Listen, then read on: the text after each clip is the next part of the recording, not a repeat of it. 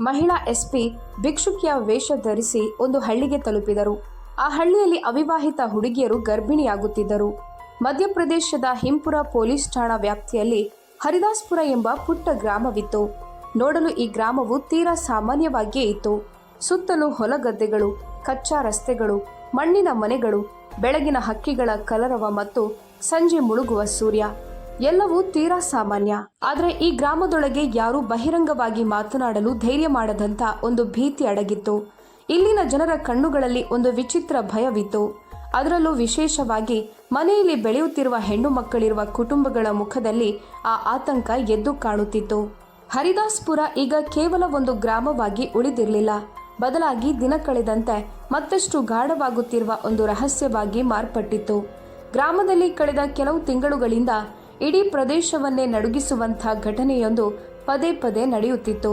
ಈ ಗ್ರಾಮದ ಯಾವ ಹುಡುಗಿ ತಾರುಣ್ಯದ ಹೊಸ್ತಿಲಿಗೆ ಕಾಲಿಡುತ್ತಾಳೋ ಕೆಲವೇ ದಿನಗಳಲ್ಲಿ ಆಕೆಗೆ ಹೊಟ್ಟೆ ನೋವು ಕಾಣಿಸಿಕೊಳ್ಳುತ್ತಿತ್ತು ಮತ್ತು ಅವಳನ್ನು ಆಸ್ಪತ್ರೆಗೆ ಕರೆದೊಯ್ದಾಗ ವೈದ್ಯರು ಒಂದೇ ಮಾತನ್ನು ಹೇಳುತ್ತಿದ್ದರು: ಈ ಹುಡುಗಿ ಗರ್ಭಿಣಿಯಾಗಿದ್ದಾಳೆ. ಇದನ್ನು ಕೇಳಿದ ಕ್ಷಣ ಮನೆಯವರ ಕಾಲ ಕೆಳಗಿನ ಭೂಮಿ ಕುಸಿದಂತಾಗುತ್ತಿತ್ತು. ಇದು ಹೇಗೆ ಸಾಧ್ಯ ಎಂದು ಯಾರಿಗೂ ನಂಬಲು ಸಾಧ್ಯವಾಗುತ್ತಿರಲಿಲ್ಲ. ಹುಡುಗಿಗೆ ಯಾರೊಂದಿಗೂ ಸಂಬಂಧವಿರಲಿಲ್ಲ. ಮನೆಗೆ ಹೊರಗಿನವರು ಯಾರೂ ಬರುತ್ತಿರಲಿಲ್ಲ. ಹೀಗಿದ್ದರೂ ಅವಳು ಗರ್ಭಿಣಿಯಾಗುವುದು ಹೇಗೆ? ಆರಂಭದಲ್ಲಿ ಜನರು ಇದನ್ನ ಒಂದೆರಡು ಪ್ರಕರಣಗಳ ತಪ್ಪು ಎಂದು ಭಾವಿಸಿದ್ದರು. ಆದರೆ ಇಂತಹ ಪ್ರಕರಣಗಳು ಒಂದೆರಡಲ್ಲದೆ ಇಡೀ 15-16 ಆದಾಗ ಗ್ರಾಮದಲ್ಲಿ ಸ್ಮಶಾನ ಮೌನ ಆವರಿಸಿತು. ಪ್ರತಿಯೊಂದು ಮನೆಯಲ್ಲೂ ಕೇವಲ ಇದೇ ಚರ್ಚೆ ನಡೆಯುತ್ತಿತ್ತು. ಅಸಲಿಗೆ ಇಲ್ಲಿ ನಡೆಯುತ್ತಿರುವುದಾದರೂ ಏನು? ಜನರು ತಮ್ಮ ಹೆಣ್ಣು ಮಕ್ಕಳ ಮೇಲೆ ಎಷ್ಟು ಕಟ್ಟುನಿಟ್ಟಿನ ನಿರ್ಬಂಧ ಹೇರಿದ್ದಾರೆಂದರೆ ಅವರಿಗೆ ಮನೆಯಿಂದ ಹೊರಬರಲು ಸಹ ಅನುಮತಿಯಿರಲಿಲ್ಲ. ಸಂಜೆಯಾಗುತ್ತಿದ್ದಂತೆ ಬಾಗಿಲುಗಳನ್ನು ಮುಚ್ಚಲಾಗುತ್ತಿತ್ತು, ಕಿಟಕಿಗಳಿಗೆ ಚಿಲಕ ಹಾಕಲಾಗುತ್ತಿತ್ತು ಮತ್ತು ರಾತ್ರಿಯಾಗುತ್ತಿದ್ದಂತೆ ಇಡೀ ಕುಟುಂಬದ ಸದಸ್ಯರು ಒಂದೇ ಕೋಣೆಯಲ್ಲಿ ಮಲಗುತ್ತಿದ್ದರು. ಇದರಿಂದ ಹೊರಗಿನವರು ಯಾರೂ ಒಳಗೆ ಬರಲು ಸಾಧ್ಯವಾಗುತ್ತಿರಲಿಲ್ಲ. ಆದರೆ ಅತ್ಯಂತ ಭಯಾನಕ ವಿಷಯವೆಂದರೆ ಇಷ್ಟೊಂದು ಕಟ್ಟುನಿಟ್ಟಿನ ಕ್ರಮಗಳ ಹೊರತಾಗಿಯೂ ಈ ಘಟನೆಗಳು ನಿಲ್ಲುತ್ತಿರಲಿಲ್ಲ. ಅಂತಹದ್ದೇ ಒಂದು ಪ್ರಕರಣ ಶ್ಯಾಮ್ ಸಿನ್ಹಾ ಅವರದ್ದು. ಶ್ಯಾಮ್ ಸಿನ್ಹಾ ಗ್ರಾಮದ ಒಬ್ಬ ನಿಗರ್ವಿ ರೈತನಾಗಿದ್ದ. ಅವನಿಗೆ ಗುಲಾಬಿ ಎಂಬ ಒಬ್ಬಳೇ ಮಗಳಿದ್ದಳು. ಗುಲಾಬಿ ಈಗಷ್ಟೇ 16 ವರ್ಷಕ್ಕೆ ಕಾಲಿಟ್ಟಿದ್ದಳು. ಮುಗ್ಧ ಮುಖ, ದೊಡ್ಡ ಕಣ್ಣುಗಳು ಮತ್ತು ಕನಸುಗಳಿಂದ ತುಂಬಿದ ಜೀವನ. ಆದರೆ ತನ್ನ ಜೀವನವು ಹಿಂತಿರುಗಿ ಬರಲು ಸಾಧ್ಯವಾಗದಂತ ತಿರುವಿಗೆ ತಲುಪಲಿದೆ ಎಂದು ಅವಳಿಗೆ ತಿಳಿದಿರಲಿಲ್ಲ. ಒಂದು ದಿನ ಇದ್ದಕ್ಕಿದ್ದಂತೆ ಗುಲಾಬಿ ಹೊಟ್ಟೆಯಲ್ಲಿ ತೀವ್ರವಾದ ನೋವು ಕಾಣಿಸಿಕೊಂಡಿತು. ಅವಳು ನೆಲದ ಮೇಲೆ ಕುಳಿತು ನರಳಲಾರಂಭಿಸಿದಳು. ಅವಳ ತಾಯಿ ಗಾಬರಿಯಾದಳು. ಏನಾಯ್ತು ಮಗಳೇ? ಇದ್ದಕ್ಕಿದ್ದಂತೆ ಈ ನೋವು ಹೇಗೆ ಬಂತು? ಗುಲಾಬಿ ಕಣ್ಣೀರು ತುಂಬಿದ ಕಣ್ಣುಗಳಿಂದ ಹೇಳಿದಳು: ಅಮ್ಮ, ತುಂಬ ನೋವಾಗ್ತಿದೆ. ಶ್ಯಾಮ್ ಸಿಂಗ್ ತಕ್ಷಣ ಅವಳನ್ನ ನಗರದ ಆಸ್ಪತ್ರೆಗೆ ಕರೆದೊಯ್ದನು. ವೈದ್ಯರು ಪರೀಕ್ಷೆ ಮಾಡಿದರು. ನಂತರ ಅವರು ಹೇಳಿದ ಮಾತು ಶ್ಯಾಮ್ ಸಿಂಗ್ನ ಪ್ರಪಂಚವನ್ನೇ ನಾಶ ಮಾಡಿತು: ನಿಮ್ಮ ಮಗಳು ಗರ್ಭಿಣಿಯಾಗಿದ್ದಾಳೆ. ಇದನ್ನು ಕೇಳಿದ ತಕ್ಷಣ ಶ್ಯಾಮ್ ಸಿಂಗ್ ಕೈಯಿಂದ ಕಾಗದ ಪತ್ರಗಳು ಕೆಳಗೆ ಬಿದ್ದವು. ಅವನ ಕಣ್ಣುಗಳು ಆಶ್ಚರ್ಯದಿಂದ ಅರಳಿದವು. ಏನು? ಇದು ಹೇಗೆ ಸಾಧ್ಯ ಡಾಕ್ಟರ್ ಸಾಹೇಬ್ರೆ? ನನ್ನ ಮಗಳು ಮನೆಯಿಂದ ಹೊರಗೆ ಕೂಡ ಹೋಗೋದಿಲ್ಲ. ವೈದ್ಯರು ಗಂಭೀರ ಧ್ವನಿಯಲ್ಲಿ ಹೇಳಿದರು. ವರದಿ ತೀರಾ ಸ್ಪಷ್ಟವಾಗಿದೆ, ಇದು ನಿಜ. ಶ್ಯಾಮ್ ಸಿಂಗ್ ಕಣ್ಣುಗಳಿಂದ ನೀರು ಹರಿಯಲಾರಂಭಿಸಿತು. ಅವನು ನೆಲದ ಮೇಲೆ ಕುಳಿತು ತಲೆ ಹಿಡಿದುಕೊಂಡು ಅಳಲು ಶುರು ಮಾಡಿದನು. ಹೇ ಭಗವಂತ, ನಾನು ಯಾವ ಜನ್ಮದ ಪಾಪ ಮಾಡಿದ್ದೆ? ಮನೆಗೆ ಬಂದ ನಂತರ ಗುಲಾಬಿ ತಾಯಿ ಅವಳನ್ನ ಗಟ್ಟಿಯಾಗಿ ಹಿಡಿದು ಕೇಳಿದಳು: ನಿಜ ಹೇಳು, ನೀನು ಯಾರನ್ನಾದ್ರೂ ಭೇಟಿ ಆಗ್ತಿದ್ಯಾ? ನಿನ್ನ ಜೀವನದಲ್ಲಿ ಯಾರಾದ್ರೂ ಹುಡುಗನಿದ್ದಾನ? ಗುಲಾಬಿ ಬಿಕ್ಕಿ ಬಿಕ್ಕಿ ಅಳಲಾರಂಭಿಸಿದಳು. ಇಲ್ಲ ಅಮ್ಮ, ನಾನು ಆಣೆ ಮಾಡಿ ಹೇಳುತ್ತೇನೆ, ನನ್ನದು ಯಾರೊಂದಿಗೂ ಯಾವುದೇ ಸಂಬಂಧವಿಲ್ಲ. ಇದು ಹೇಗೆ ಆಯಿತು ಅಂತ ನನಗೆ ತಿಳಿಯುತ್ತಿಲ್ಲ. ಅವಳ ಮಾತುಗಳಲ್ಲಿ ಸತ್ಯವಿತ್ತು, ಅವಳ ಕಣ್ಣುಗಳಲ್ಲಿ ಭಯವಿತ್ತು. ಆದರೆ ಪರಿಸ್ಥಿತಿ ಹೇಗಿತ್ತೆಂದರೆ ಯಾರೂ ಅವಳ ಮಾತನ್ನ ನಂಬಲು ಸಿದ್ಧರಿರಲಿಲ್ಲ. ಮೆಲ್ಲನೆ ಈ ಸುದ್ದಿ ಇಡೀ ಗ್ರಾಮಕ್ಕೆ ಹರಡಿತು. ಜನರು ತರಹೇವಾರಿ ಮಾತನಾಡಿಕೊಳ್ಳಲಾರಂಭಿಸಿದರು. ಯಾರೋ ಒಬ್ರು ಹುಡುಗಿಯರು ಸುಳ್ಳು ಹೇಳ್ತಿದ್ದಾರೆ ಎಂದರೆ ಇನ್ನೊಬ್ಬರು ಗ್ರಾಮದಲ್ಲಿ ಖಂಡಿತವಾಗಿಯೂ ಯಾವುದೋ ಗುಪ್ತ ಪಾಪ ನಡೆಯುತ್ತಿದೆ ಎನ್ನುತ್ತಿದ್ದರು. ಆದರೆ ಸತ್ಯವೇನಿತ್ತು ಇದು ಯಾರಿಗೂ ತಿಳಿದಿರಲಿಲ್ಲ. ಶ್ಯಾಮ್ ಸಿಂಗ್ ಈಗ ಪೂರ್ತಿ ಕುಗ್ಗಿ ಹೋಗಿದ್ದನು. ಸಮಾಜಕ್ಕೆ ಏನು ಉತ್ತರ ನೀಡಬೇಕೆಂದು ಅವನಿಗೆ ತಿಳಿಯುತ್ತಿರಲಿಲ್ಲ. ಕೊನೆಗೆ ಒಂದು ದಿನ ಅವನು ಈ ವಿಷಯದ ಕುರಿತು ನೇರವಾಗಿ ನಗರದ ಮಹಿಳಾ ಎಸ್ಪಿ ಅವರ ಬಳಿ ಹೋಗಲು ನಿರ್ಧರಿಸಿದನು. ಮರುದಿನವೇ ಅವನು ತನ್ನ ಮಗಳನ್ನ ಕರೆದುಕೊಂಡು ನಗರಕ್ಕೆ ತಲುಪಿ ಮಹಿಳಾ ಎಸ್ಪಿ ರೇಣುಕಾ ಚೌಧರಿ ಅವರ ಕಚೇರಿಗೆ ಹೋದನು. ರೇಣುಕಾ ಚೌಧರಿ ಒಬ್ಬರು ಚುರುಕಾದ, ಕಟ್ಟುನಿಟ್ಟಾದ ಮತ್ತು ಪ್ರಾಮಾಣಿಕ ಅಧಿಕಾರಿಯಾಗಿದ್ದರು. ಅವರ ಹೆಸರನ್ನ ಕೇಳಿದ್ರೆ ದೊಡ್ಡ ದೊಡ್ಡ ಅಪರಾಧಿಗಳು ನಡುಗುತ್ತಿದ್ದರು.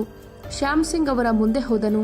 ಕೈ ಮುಗಿದು ನಿಂತು ಅಳುತ್ತಾ ಹೇಳಿದನು, ಮೇಡಮ್, ನಮ್ಗೆ ಸಹಾಯ ಮಾಡಿ, ನಮ್ಮ ಇಡೀ ಗ್ರಾಮವೇ ನಾಶವಾಗ್ತಿದೆ.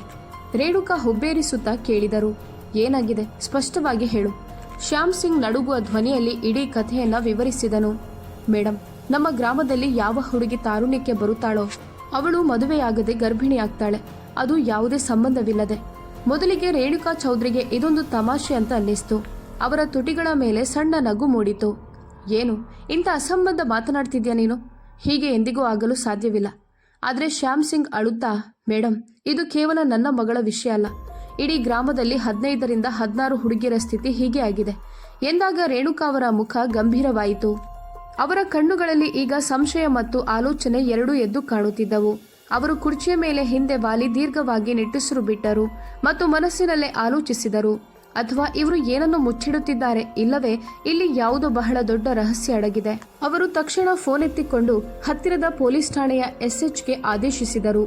ತಕ್ಷಣ ಹರಿದಾಸ್ಪುರಕ್ಕೆ ಹೋಗಿ ಈ ಇಡೀ ಪ್ರಕರಣದ ಆಳವಾದ ತನಿಖೆ ನಡೆಸಿ, ನನಗೆ ಸಂಪೂರ್ಣ ವರದಿ ಬೇಕು. ಫೋನಿಟ್ಟ ನಂತರ ರೇಣುಕಾ ಚೌಧರಿ ಕಿಟಕಿಯ ಬಳಿ ಹೋಗಿ ನಿಂತರು. ಹೊರಗೆ ನಗರದ ಓಡುತ್ತಿರುವ ಜಗತ್ತಿತ್ತು. ಆದರೆ ಅವರ ಮನಸ್ಸಿನಲ್ಲಿ ಈಗ ಒಂದೇ ಪ್ರಶ್ನೆ ಸುಳಿಯುತ್ತಿತ್ತು, ನಿಜವಾಗಿಯೂ ಹೀಗಾಗಲು ಸಾಧ್ಯವೇ, ಅಥವಾ ಇದರ ಹಿಂದೆ ಮಾನವ ಕುಲವೇ ನಾಚಿಕೆ ಪಡುವಂಥ ಯಾವುದಾದ್ರೂ ಸತ್ಯ ಅಡಗಿದ್ಯಾ? ಈ ಪ್ರಕರಣವು ಕೇವಲ ಒಂದು ತನಿಖೆಯಾಗಿರದೆ ಇಡೀ ಗ್ರಾಮದ ಅಡಿಪಾಯವನ್ನೇ ನಡುಗಿಸುವಂತ ಭೀಕರ ಸತ್ಯವನ್ನ ಬಯಲಿಗೆಳೆಯಲಿದೆ ಮತ್ತು ಬಹುಶಃ ಅವರ ಜೀವನದ ಅತ್ಯಂತ ಭಯಾನಕ ಕೇಸ್ ಆಗಲಿದೆ ಎಂಬ ಅಂದಾಜು ಅವರಿಗಿರಲಿಲ್ಲ. ಈಗ ಪ್ರಶ್ನೆ ಒಂದೇ ಆಗಿತ್ತು, ಹರಿದಾಸ್ಪುರದ ಆ ಮೌನದ ಹಿಂದೆ ಅಸಲಿಗೆ ಅಡಗಿರೋದಾದ್ರೂ ಏನು? ರೇಣುಕಾ ಚೌಧರಿ ಅವರ ಆದೇಶದ ನಂತರ ಹಿಂಪುರ ಠಾಣೆಯ SHO ವಿಕ್ರಮ್ ಸಿಂಗ್ ತಮ್ಮ ತಂಡದೊಂದಿಗೆ ತಕ್ಷಣ ಹರಿದಾಸ್ಪುರಕ್ಕೆ ಹೊರಟರು. ಅದು ಮಧ್ಯಾಹ್ನದ ಸಮಯವಾಗಿತ್ತು. ಆದರೆ ಹಳ್ಳಿಗೆ ಕಾಲಿಡುತ್ತಿದ್ದಂತೆ ಅವರಿಗೆ ವಿಚಿತ್ರವಾದ ಮೌನ ಅನುಭವಕ್ಕೆ ಬಂದಿತು. ಸಾಮಾನ್ಯವಾಗಿ ಈ ಸಮಯದಲ್ಲಿ ಹಳ್ಳಿಗಳಲ್ಲಿ ಓಡಾಟವಿರುತ್ತದೆ. ಮಕ್ಕಳು ಆಟವಾಡುತ್ತಾರೆ, ಮಹಿಳೆಯರು ಚಾವಡಿಯಲ್ಲಿ ಹರಟೆ ಹೊಡೆಯುತ್ತಾರೆ, ರೈತರು ಹೊಲದಿಂದ ಮರಳುತ್ತಾರೆ. ಆದರೆ ಇಲ್ಲಿ ಪ್ರತಿಯೊಂದು ಬಾಗಿಲು ಮುಚ್ಚಿತ್ತು, ಕಿಟಕಿಗಳಿಗೆ ಚಿಲಕ ಹಾಕಲಾಗಿತ್ತು ಮತ್ತು ಬೀದಿಗಳು ಬಹುತೇಕ ನಿರ್ಜನವಾಗಿದ್ದವು. ಇಡೀ ಗ್ರಾಮವು ಯಾವುದೋ ಅದೃಶ್ಯ ಭಯದ ನೆರಳಿನಲ್ಲಿ ಸೆರೆಯಾಗಿರುವಂತೆ ತೋರುತ್ತಿತ್ತು. ಪೊಲೀಸ್ ವಾಹನವು ಗ್ರಾಮದ ಮಧ್ಯಭಾಗದಲ್ಲಿ ಬಂದು ನಿಲ್ಲುತ್ತಿದ್ದಂತೆ ಮೆಲ್ಲನೆ ಜನರು ತಮ್ಮ ಮನೆಗಳಿಂದ ಹೊರಬರಲಾರಂಭಿಸಿದರು. ಸ್ವಲ್ಪ ಸಮಯದಲ್ಲೇ ಅಲ್ಲಿ ಜನಸಂದಣಿ ಸೇರಿತು. ಪ್ರತಿಯೊಬ್ಬರ ಮುಖದಲ್ಲೂ ಆತಂಕವಿತ್ತು. ಪ್ರತಿಯೊಬ್ಬರ ಕಣ್ಣಲ್ಲೂ ಒಂದೇ ಪ್ರಶ್ನೆ, ಇಂದು ಈ ರಹಸ್ಯಕ್ಕೆ ಉತ್ತರ ಸಿಗುವುದೇ? SHO ವಿಕ್ರಮ್ ಸಿನ್ಹಾ ಮುಂದೆ ಬಂದು ಗಟ್ಟಿಯಾದ ಧ್ವನಿಯಲ್ಲಿ ಹೇಳಿದರು, ಹೆದರುವ ಅಗತ್ಯವಿಲ್ಲ, ನಾವು ನಿಮಗೆ ಸಹಾಯ ಮಾಡಲು ಬಂದಿದ್ದೇವೆ. ಸತ್ಯವೇನೆಂದು ಮುಕ್ತವಾಗಿ ತಿಳಿಸಿ. ಇದನ್ನು ಕೇಳಿದ ತಕ್ಷಣ ಗ್ರಾಮದ ಅನೇಕ ಜನರು ಒಟ್ಟಾಗಿ ಮಾತನಾಡತೊಡಗಿದರು. ಸಾಹೇಬ್ರೆ, ನಮ್ಮ ಹೆಣ್ಣು ಮಕ್ಕಳನ್ನು ಉಳಿಸಿ, ನಾವು ನಾಶವಾಗಿ ಹೋಗಿದ್ದೇವೆ, ಏನು ಮಾಡಬೇಕು ಎಂದು ನಮಗೆ ತಿಳಿಯುತ್ತಿಲ್ಲ. ವಿಕ್ರಮ್ ಸಿಂಗ್ ಕೈ ಎತ್ತಿ ಎಲ್ಲರನ್ನು ಶಾಂತಗೊಳಿಸಿ ಹೇಳಿದರು, ಒಬ್ಬೊಬ್ಬರಾಗಿ ನಿಮ್ಮ ವಿಷಯ ತಿಳಿಸಿ. ಮೊದಲು ಶ್ಯಾಮ್ ಸಿಂಗ್ ಮುಂದೆ ಬಂದರು. ಅವರ ಕಣ್ಣುಗಳಲ್ಲಿ ನಿದ್ದೆ ಇರಲಿಲ್ಲ, ಮುಖ ಸುಸ್ತಾಗಿತ್ತು ಮತ್ತು ಧ್ವನಿಯಲ್ಲಿನ ನೋವು ಸ್ಪಷ್ಟವಾಗಿ ಕಾಣುತ್ತಿತ್ತು. ಸಾಹೇಬ್ರೆ, ನಾವು ನಮ್ಮ ಹೆಣ್ಣು ಮಕ್ಕಳನ್ನು ಮನೆಯಿಂದ ಹೊರಗೆ ಕಳುಹಿಸುವುದನ್ನೇ ನಿಲ್ಲಿಸಿದ್ದೇವೆ. ರಾತ್ರಿಯ ಹೊತ್ತು ನಾವೇ ಅವರ ಸುತ್ತಲೂ ಮಲಗುತ್ತೇವೆ. ನಮ್ಮ ಮನೆಗೆ ಯಾವುದೇ ಹೊರಗಿನವರು ಬರೋದಿಲ್ಲ. ಆದ್ರೂ ನಮ್ಮ ಹೆಣ್ಣು ಮಕ್ಕಳು ಗರ್ಭಿಣಿಯಾಗ್ತಿದ್ದಾರೆ. ಇದನ್ನು ಕೇಳಿ ವಿಕ್ರಮ್ ಸಿಂಗ್ ಕೆಲವು ಕ್ಷಣಗಳ ಕಾಲ ಮೌನಕ್ಕೆ ಶರಣಾದರು. ಅವರು ಸುತ್ತಲೂ ನಿಂತಿದ್ದ ಜನರ ಕಡೆಗೆ ನೋಡಿದರು. ಎಲ್ಲರ ಮುಖದಲ್ಲೂ ಅದೇ ಭಯ, ಅದೇ ಅಸಹಾಯಕತೆ. ಅವರು ತಮ್ಮ ತಂಡಕ್ಕೆ ಸನ್ನೆ ಮಾಡಿದರು. ಇಡೀ ಗ್ರಾಮವನ್ನು ಶೋಧಿಸಿ, ಪ್ರತಿಯೊಂದು ಮನೆ ಮತ್ತು ಮೂಲೆ ಮೂಲೆಯನ್ನು ಪರಿಶೀಲಿಸಿ, ವಿಶೇಷವಾಗಿ ಇಂತಹ ಘಟನೆಗಳು ನಡೆದ ಮನೆಗಳ ಮೇಲೆ ಗಮನ ಹರಿಸಿ. ಪೊಲೀಸ್ ತಂಡವು ತಕ್ಷಣವೇ ಬೇರೆ ಬೇರೆ ದಿಕ್ಕುಗಳಲ್ಲಿ ಹರಡಿಕೊಂಡಿತು. ಪ್ರತಿ ಮನೆಯ ತಪಾಸಣೆ ನಡೆಯಲಾರಂಭಿಸಿತು. ಬಾಗಿಲ ಬೀಗಗಳು, ಕಿಟಕಿಗಳ ಚಿಲಕಗಳು, ಗೋಡೆಗಳ ಎತ್ತರ ಎಲ್ಲವನ್ನು ಸೂಕ್ಷ್ಮವಾಗಿ ಗಮನಿಸಲಾಯಿತು. ಆದರೆ ಹಲವು ಗಂಟೆಗಳ ತಪಾಸಣೆಯ ನಂತರವೂ ಪೊಲೀಸರಿಗೆ ಯಾವುದೇ ಸಂಶಯಾಸ್ಪದ ವಸ್ತುಗಳು ಸಿಗಲಿಲ್ಲ. ಬಲವಂತವಾಗಿ ಒಳನುಗ್ಗಿದ ಯಾವುದೇ ಗುರುತುಗಳಿರಲಿಲ್ಲ, ಯಾವುದೇ ಸುಳಿವು ಇರಲಿಲ್ಲ, ಯಾವುದೇ ಸಾಕ್ಷಿಯೂ ಇರಲಿಲ್ಲ. ಎಲ್ಲವೂ ಸಾಮಾನ್ಯವಾಗಿದ್ದಂತೆ ತೋರುತ್ತಿತ್ತು. ಆದರೆ ಸತ್ಯವೇನೆಂದರೆ ಯಾವುದೂ ಸಾಮಾನ್ಯ ಆಗಿರಲಿಲ್ಲ. ಸಂಜೆಯಾಗುತ್ತಿತ್ತು. ಸೂರ್ಯ ಮೆಲ್ಲನೆ ಮುಳುಗುತ್ತಿದ್ದನು ಮತ್ತು ಅದರೊಂದಿಗೆ ಗ್ರಾಮದ ಭಯವು ಗಾಢವಾಗುತ್ತಿತ್ತು. ಜನರು ಬೇಗ ಬೇಗನೆ ತಮ್ಮ ಮನೆಗಳ ಒಳಗೆ ಹೋಗಲಾರಂಭಿಸಿದರು. ಬಾಗಿಲುಗಳನ್ನ ಮುಚ್ಚಿಕೊಂಡರು. ರಾತ್ರಿಯು ಈ ಗ್ರಾಮಕ್ಕೆ ಯಾವುದೋ ಭೀಕರ ನೆರಳನ್ನ ಹೊತ್ತು ತರುತ್ತಿದೆಯೇನೋ ಎನ್ನುವಂತಿತ್ತು. ವಿಕ್ರಮ್ ಸಿಂಗ್ ಮತ್ತೊಮ್ಮೆ ಗ್ರಾಮಸ್ಥರನ್ನ ಸೇರಿಸಿ ಕೇಳಿದರು, ಯಾರಾದ್ರೂ ಯಾವಾಗ್ಲಾದ್ರೂ ಏನಾದ್ರೂ ವಿಚಿತ್ರವಾದದ್ದನ್ನ ನೋಡಿದ್ದೀರಾ? ಯಾವುದಾದ್ರೂ ಶಬ್ದ, ನೆರಳು ಅಥವಾ ಯಾರದ್ದಾದ್ರೂ ಮೇಲೆ ಅನುಮಾನವಿದ್ಯಾ? ಒಬ್ಬ ವೃದ್ಧ ನಡುಗುವ ಧ್ವನಿಯಲ್ಲಿ ಹೇಳಿದನು, ಸಾಹೇಬ್ರೆ, ಕೆಲವೊಮ್ಮೆ ರಾತ್ರಿಯಲ್ಲಿ ನಾಯಿಗಳು ಬಹಳವಾಗಿ ಬೊಗಳುತ್ತವೆ, ಆದರೆ ನಾವು ಹೊರಗೆ ಬಂದು ನೋಡಿದಾಗ ಯಾರೂ ಕಾಣಿಸೋದಿಲ್ಲ. ಒಬ್ಬ ಮಹಿಳೆ ಹೇಳಿದಳು, ನಮ್ಮ ನಿದ್ದೆಯು ಕೆಲವೊಮ್ಮೆ ಬಹಳ ದಟ್ಟವಾಗಿರುತ್ತದೆ. ಯಾರೂ ನಮ್ಮನ್ನ ಏಳಲು ಬಿಡದಂತೆ ಮಾಡುತ್ತಿದ್ದಾರೆ ಅನಿಸುತ್ತದೆ. ಈ ಮಾತುಗಳನ್ನು ಕೇಳಿ ವಿಕ್ರಮ್ ಸಿಂಗ್ ಅವರ ಹಣೆ ಮೇಲೆ ಸಣ್ಣಗೆ ಸುಕ್ಕು ಮೂಡಿತು. ಅವರು ಮನಸ್ಸಿನಲ್ಲೇ ಅಂದುಕೊಂಡರು, ಏನೋ ತೊಂದರೆ ಇದೆ, ಬಹಳ ದೊಡ್ಡ ತೊಂದರೆಯೇ ಇದೆ. ಆದರೆ ಸಾಕ್ಷಿ ಇಲ್ಲದೆ ಅವರು ಏನನ್ನೂ ಹೇಳುವಂತಿರಲಿಲ್ಲ. ರಾತ್ರಿಯಾಗುವ ಮೊದಲೇ ಅವರು ತಮ್ಮ ತಂಡವನ್ನ ವಾಪಸ್ ಕರೆದರು ಮತ್ತು ನಗರಕ್ಕೆ ಮರಳಲು ನಿರ್ಧರಿಸಿದರು. ಮರುದಿನ ಅವರು ನೇರವಾಗಿ SP ರೇಣುಕಾ ಚೌಧರಿ ಅವರ ಕಚೇರಿಗೆ ಹೋಗಿ ಇಡೀ ವರದಿಯನ್ನು ಅವರ ಮುಂದಿಟ್ಟರು. ಮೇಡಮ್, ನಾವಿಡೀ ಹಳ್ಳಿಯನ್ನು ಶೋಧಿಸಿದ್ದೇವೆ, ಆದರೆ ನಮಗೆ ಯಾವುದೇ ಸಾಕ್ಷಿ ಸಿಕ್ಕಿಲ್ಲ. ಬಾಗಿಲುಗಳು ಒಳಗಿನಿಂದ ಮುಚ್ಚಿರುತ್ತವೆ, ಕಿಟಕಿಗಳು ಸುರಕ್ಷಿತವಾಗಿವೆ, ಯಾರೂ ಒಳಗೆ ಬಂದೇ ಇಲ್ಲ ಎನ್ನುವಂತೆ ತೋರುತ್ತದೆ. ರೇಣುಕಾ ಚೌಧರಿ ಎಲ್ಲಾ ವಿಷಯಗಳನ್ನ ಗಮನವಿಟ್ಟು ಕೇಳುತ್ತಿದ್ದರು. ಅವರ ಬೆರಳುಗಳು ಟೇಬಲ್ ಮೇಲೆ ಮೆಲ್ಲನೆ ಚಲಿಸುತ್ತಿದ್ದವು. ಅವರು ಗಾಢವಾದ ಆಲೋಚನೆಯಲ್ಲಿರುವಾಗ ಇದು ಅವರ ರೂಢಿಯಾಗಿತ್ತು. ಅವರು ಮೆಲ್ಲನೆ ಕೇಳಿದರು, ಗ್ರಾಮಸ್ಥರು ಏನು ಹೇಳ್ತಿದ್ದಾರೆ? ವಿಕ್ರಮ್ ಸಿಂಗ್ ಹೇಳಿದರು, ಮೇಡಮ್, ಎಲ್ಲರೂ ಒಂದೇ ಮಾತನ್ನ ಹೇಳ್ತಿದ್ದಾರೆ. ಅವರ ಹೆಣ್ಣು ಮಕ್ಕಳಿಗೆ ಯಾರೊಂದಿಗೂ ಯಾವುದೇ ಸಂಬಂಧ ಇಲ್ಲ ಮತ್ತು ಅವರು ಸತ್ಯವನ್ನೇ ಹೇಳುತ್ತಿದ್ದಾರೆ ಅಂತ ನನಗನ್ನಿಸ್ತು. ಕೋಣೆಯಲ್ಲಿ ಕೆಲವು ಕ್ಷಣಗಳ ಕಾಲ ಮೌನ ಆವರಿಸಿತು. ನಂತರ ರೇಣುಕಾ ಮೆಲ್ಲನೆ ಹೇಳಿದರು, ಒಂದು ವೇಳೆ ಯಾರೂ ಒಳಗೆ ಬರ್ತಿಲ್ಲ ಮತ್ತು ಆದರೂ ಇದು ನಡೆಯುತ್ತಿದೆ ಎಂದಾದರೆ ಇದರರ್ಥ ಒಂದೋ ನಮಗೆ ಏನೋ ಕಾಣಿಸ್ತಿಲ್ಲ ಅಥವಾ ನಮ್ಮ ತಿಳುವಳಿಕೆಗೆ ಮೀರಿದ ಯಾವುದೋ ಮಾರ್ಗವನ್ನ ಬಳಸಲಾಗುತ್ತಿದೆ. ಅವರು ತಮ್ಮ ಕುರ್ಚಿಯಿಂದ ಎದ್ದು ಕಿಟಕಿಯ ಕಡೆಗೆ ನೋಡಿದರು. ಅವರ ಕಣ್ಣುಗಳಲ್ಲಿ ಈಗ ಒಂದು ವಿಭಿನ್ನವಾದ ಹೊಳಪಿತ್ತು. ಯಾವುದೋ ಒಗ್ಗಟನ್ನ ಬಿಡಿಸುವ ಹಠ ಜಾಗೃತವಾದಂತೆ ತೋರುತ್ತಿತ್ತು. ಅವರು ತಿರುಗಿ ವಿಕ್ರಮ್ ಸಿಂಗ್ ಕಡೆ ನೋಡಿದರು. ಈ ಕೇಸನ್ನು ನಾನೇ ಖುದ್ದಾಗಿ ನೋಡಿಕೊಳ್ಳುತ್ತೇನೆ. ವಿಕ್ರಮ್ ಸಿಂಗ್ ಬೆಚ್ಚಿ ಬಿದ್ದರು. ಮೇಡಮ್, ನೀವು ಖುದ್ದಾಗಿ? ರೇಣುಕಾ ಸಣ್ಣ ಮುಗುಳ್ನಗುವಿನೊಂದಿಗೆ ಹೇಳಿದರು. ಹೌದು, ಯಾಕಂದ್ರೆ ಈ ವಿಷಯ ಈಗ ಕೇವಲ ಒಂದು ಕೇಸ್ ಆಗಿ ಉಳಿದಿಲ್ಲ, ಇದೊಂದು ಸವಾಲಾಗಿದೆ. ಅಂದು ರಾತ್ರಿ ರೇಣುಕಾ ಚೌಧರಿ ಫೈಲ್ಗಳನ್ನ ಮತ್ತೆ ತೆರೆದರು. ಪ್ರತಿಯೊಂದು ಪ್ರಕರಣವನ್ನು ಗಮನವಿಟ್ಟು ಓದಿದರು. ಪ್ರತಿ ಹುಡುಗಿಯ ವಯಸ್ಸು, ಪ್ರತಿ ಘಟನೆಯ ಸಮಯ, ಪ್ರತಿ ಕುಟುಂಬದ ಪರಿಸ್ಥಿತಿ ಮತ್ತು ಒಂದು ವಿಷಯ ಎಲ್ಲಾ ಪ್ರಕರಣಗಳಲ್ಲೂ ಸಾಮಾನ್ಯವಾಗಿತ್ತು. ಘಟನೆ ಯಾವಾಗಲೂ ರಾತ್ರಿಯ ಸಮಯದಲ್ಲಿಯೇ ನಡೆಯುತ್ತಿತ್ತು ಮತ್ತು ಯಾರಿಗೂ ಏನೂ ನೆನಪಿರುತ್ತಿರಲಿಲ್ಲ. ಅವರು ಮೆಲ್ಲನೆ ತಮಗೆ ತಾವೇ ಹೇಳಿಕೊಂಡರು, ಒಂದೋ ಇವರೆಲ್ಲರೂ ಸುಳ್ಳು ಹೇಳುತ್ತಿದ್ದಾರೆ, ಇಲ್ಲವೇ ಯಾರೂ ಇಲ್ಲಿಯವರೆಗೆ ಯಾರ ಕಣ್ಣಿಗೂ ಬೀಳದಂಥ ಆಟವಾಡ್ತಿದ್ದಾರೆ. ಹಠಾತ್ತನೆ ಅವರ ಮನಸ್ಸಿನಲ್ಲಿ ಒಂದು ಆಲೋಚನೆ ಬಂದಿತು. ಅವರು ತಕ್ಷಣ ತಮ್ಮ ಡೈರಿಯನ್ನ ಎತ್ತಿಕೊಂಡು ಅದರಲ್ಲಿ ಕೆಲವು ಟಿಪ್ಪಣಿಗಳನ್ನು ಬರೆದರು. Observation needed, direct surveillance, disguise. ಅವರ ಕಣ್ಣುಗಳಲ್ಲಿ ಈಗ ಒಂದು ಯೋಜನೆ ಸ್ಪಷ್ಟವಾಗಿ ಕಾಣುತ್ತಿತ್ತು. ಮರುದಿನ ಬೆಳಗ್ಗೆ ಅವರು ತಮ್ಮ ಸಿಬ್ಬಂದಿಯನ್ನ ಕರೆದರು ಮತ್ತು ಸ್ಪಷ್ಟ ಶಬ್ದಗಳಲ್ಲಿ ಹೇಳಿದರು, ಈ ಕೇಸ್ನ ಮಾಹಿತಿ ಈಗ ಬಹಳ ಸೀಮಿತ ಜನರಿಗೆ ಮಾತ್ರ ಇರುತ್ತದೆ ಮತ್ತು ನಾನೇ ಹರಿದಾಸ್ಪುರಕ್ಕೆ ಹೋಗುತ್ತೇನೆ, ಆದರೆ ಒಬ್ಬ ಅಧಿಕಾರಿಯಾಗಿ ಅಲ್ಲ. ವಿಕ್ರಮ್ ಸಿಂಗ್ ಕೇಳಿದರು, ಹಾಗಾದ್ರೆ ಯಾವ ರೂಪದಲ್ಲಿ ಮೇಡಮ್? ರೇಣುಕಾ ಸಣ್ಣ ಮುಗುಳ್ನಗುವಿನೊಂದಿಗೆ ಉತ್ತರಿಸಿದರು, ಯಾರೂ ಗುರುತಿಸಲಾಗದಂತ ಒಬ್ಬ ಮಹಿಳೆಯ ರೂಪದಲ್ಲಿ. ಕೆಲವು ಗಂಟೆಗಳ ನಂತರ ನಗರದ ಅತ್ಯಂತ ಕಟ್ಟುನಿಟ್ಟಾದ ಮತ್ತು ಚುರುಕಾದ SP ಒಬ್ಬ ಸಾಮಾನ್ಯ ಭಿಕ್ಷುಕಿಯ ವೇಷಕ್ಕೆ ಬದಲಾಗಿದ್ದರು. ಸಾಮಾನ್ಯ ಬಟ್ಟೆಗಳು, ಕೆದರಿದ ಕೂದಲು, ಹೆಗಲ ಮೇಲೆ ಒಂದು ಹಳೆಯ ಚೀಲ ಮತ್ತು ಮುಖದಲ್ಲಿ ಸುಸ್ತಿನ ನಟನೆ. ಈಗ ಅವರು SP ರೇಣುಕಾ ಚೌಧರಿ ಆಗಿರಲಿಲ್ಲ, ಬದಲಾಗಿ ರಾತ್ರಿ ಕಳೆಯಲು ಜಾಗ ಹುಡುಕುತ್ತಿರುವ ಒಬ್ಬ ಅಪರಿಚಿತ ಮಹಿಳೆಯಾಗಿದ್ದರು. ಮಧ್ಯಾಹ್ನ ಕಳೆಯುತ್ತಾ ಬರುತ್ತಿದ್ದಂತೆ ಅವರು ಹರಿದಾಸ್ಪುರಕ್ಕೆ ತಲುಪಿದರು. ಗ್ರಾಮದ ಜನರು ಅವರನ್ನ ನೋಡುತ್ತಿದ್ದರು, ಆದರೆ ಯಾರೂ ಅಷ್ಟಾಗಿ ಗಮನ ಹರಿಸಲಿಲ್ಲ. ಅವರು ಮೆಲ್ಲನೆ ಗಲ್ಲಿಗಳಲ್ಲಿ ಅಡ್ಡಾಡುತ್ತಿದ್ದರು. ಪ್ರತಿಯೊಂದು ಮನೆ, ಪ್ರತಿಯೊಂದು ದಾರಿ ಮತ್ತು ಪ್ರತಿಯೊಂದು ಮೂಲೆಯನ್ನು ಗಮನವಿಟ್ಟು ನೋಡುತ್ತಿದ್ದರು. ಇಲ್ಲಿ ಭಯವು ಕೇವಲ ಜನರ ಮನಸ್ಸಿನಲ್ಲಿಲ್ಲ, ಬದಲಾಗಿ ಈ ಗ್ರಾಮದ ಗಾಳಿಯಲ್ಲಿಯೂ ಬೆರೆತು ಹೋಗಿದೆ ಎಂಬುದು ಅವರಿಗೆ ಸ್ಪಷ್ಟವಾಗಿ ಕಾಣುತ್ತಿತ್ತು.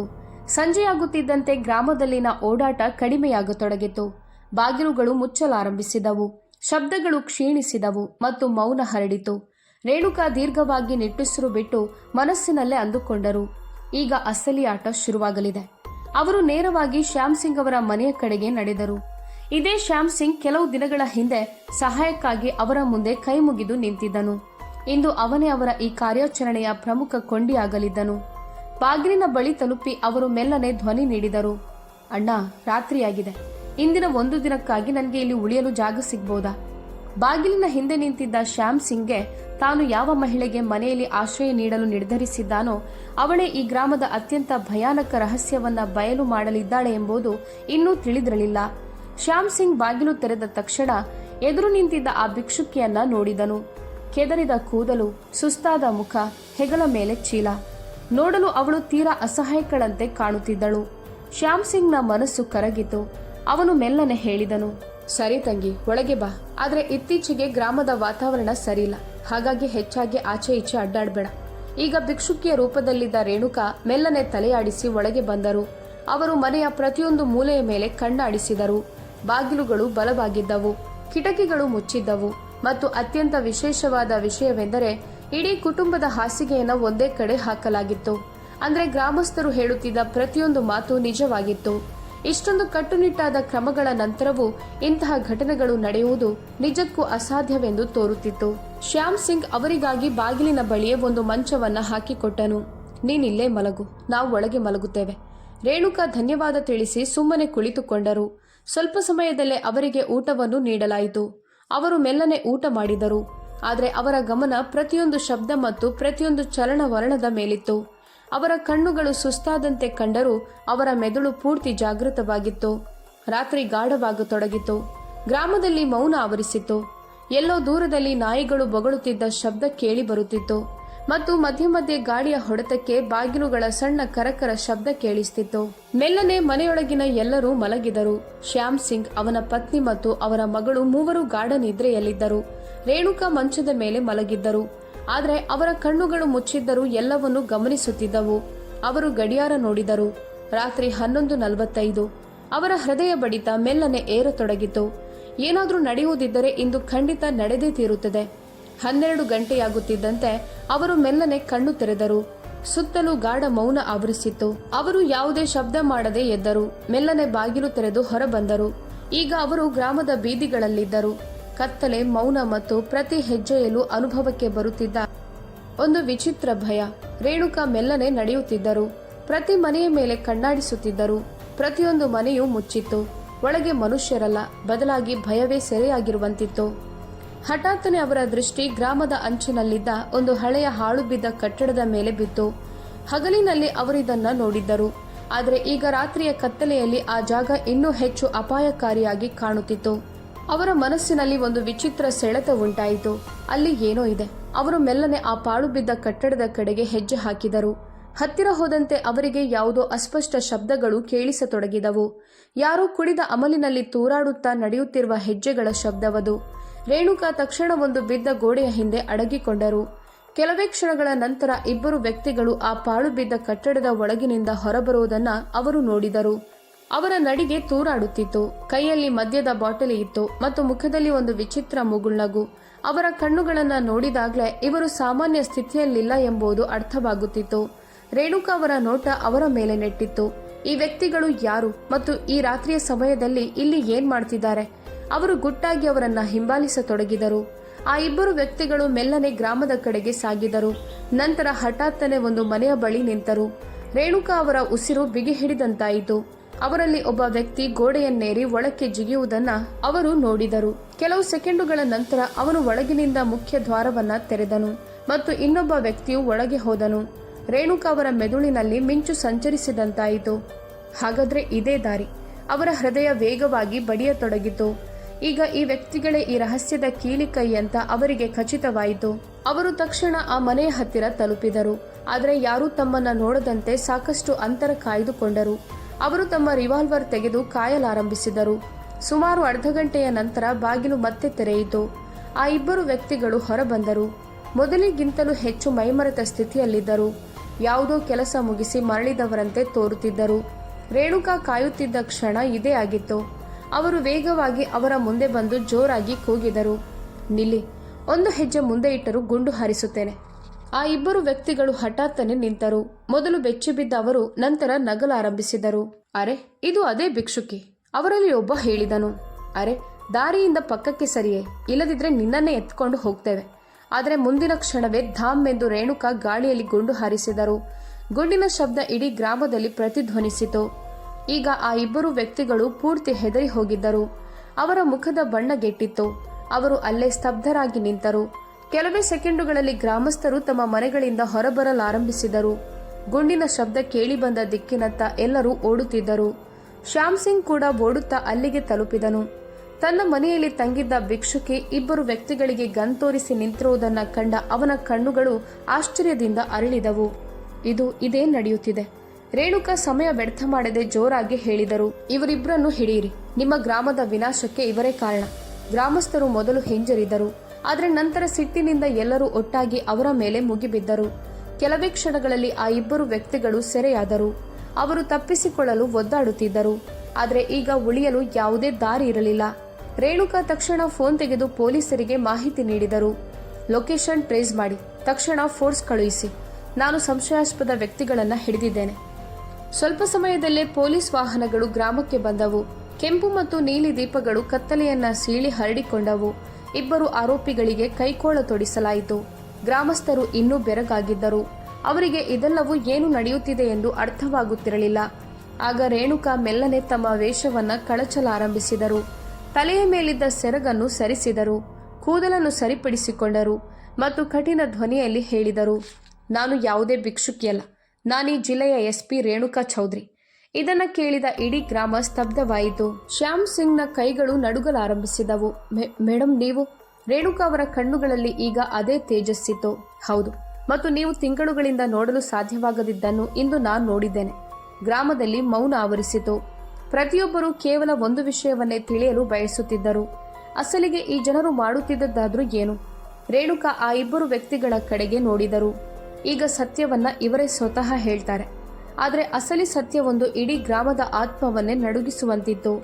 ಅದಿನ್ನೂ ಹೊರಬರಬೇಕಿತ್ತು. ಗ್ರಾಮದ ಆ ರಾತ್ರಿಯ ಮೌನ ಈಗ ಪೊಲೀಸ್ ವಾಹನಗಳ ಸೈರನ್ ಸದ್ದಿನಿಂದ ಒಡೆದು ಹೋಗಿತ್ತು.